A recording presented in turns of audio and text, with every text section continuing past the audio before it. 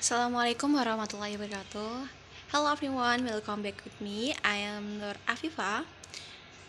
I'm from Economic Education Program. So here, I will explain about my product, and my product is tempe. You know tempe? Okay, cekidot. Tempe.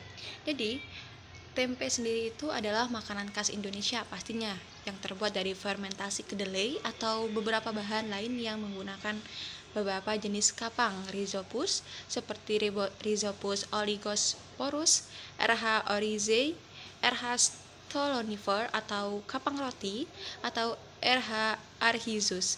Sedia fermentasi ini secara umum dikenal sebagai ragi tempe. Jadi fermentasi atau sedia air yang tadi itu yang dijelaskan seperti Rhizopus, Oligosporus, dan lain-lain itu disebut sebagai ragi tempe.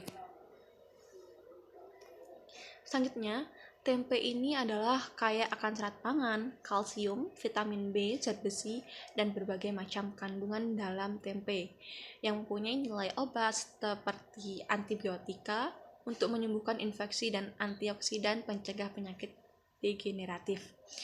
Dan secara umum, tempe itu berwarna putih karena pertumbuhan micelia kapang yang merekatkan biji-biji kedelai sehingga terbentuk tekstur yang memadat. Nah, pada hal ini tempe banyak dikonsumsi di Indonesia, tetapi sekarang telah mendunia. Kaum vegetarian seperti kita di seluruh dunia banyak yang telah menggunakan tempe sebagai pengganti daging karena manfaat tempe yang banyak kita ketahui. Untuk pembuatan tempe sendiri, yaitu biasanya terdiri dari tahapan perebusan, pengupasan, perendaman, pengemasan, pencucian, inokulasi dengan ragi, pembungkusan, dan fermentasi. Nah, pada tahap awal ini pembuatan tempe biji kedelai itu direbus. Tahap perebusan ini berfungsi sebagai proses hidrasi, yaitu agar biji kedelai menyerap air sebanyak mungkin. Selanjutnya, perebusan juga dimaksudkan untuk melunakkan biji kedelai supaya nantinya dapat menyerap asam pada tahap perendaman. Selanjutnya yaitu kulit kedelai. Kulit biji kedelai ini dikupas dengan tahap pengupasan agar micelenium fungsi dapat menembus biji kedelai selama proses fermentasi. Nah, setelah dikupas, biji kedelai itu direndam. Tujuannya agar tahap perendaman ialah untuk hidrasi biji kedelai dan membiarkan terjadinya fermentasi asam laktat secara alami agar diperoleh keasaman yang dibutuhkan untuk pertumbuhan fungsi. Dan selanjutnya yaitu ada proses pencucian akhir yang dimana untuk menghilangkan kotoran yang mungkin dibentuk oleh bakteri asam laktat dan agar biji kedelai tidak terlalu asam, bakteri dan kotorannya dapat menghambat pertumbuhan fungsi. Nah, yang selanjutnya yaitu inokulasi yang dimana dilakukan dengan penambahan inokulum yaitu ragi tempe atau laruh. Nah, tadi kan kita sudah bahas tentang tempe.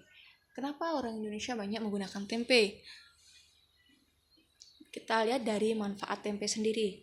Nah, di sini kita lihat bahwa termasuk 9 makanan yang mengandung protein nabati dan cocok untuk vegetarian.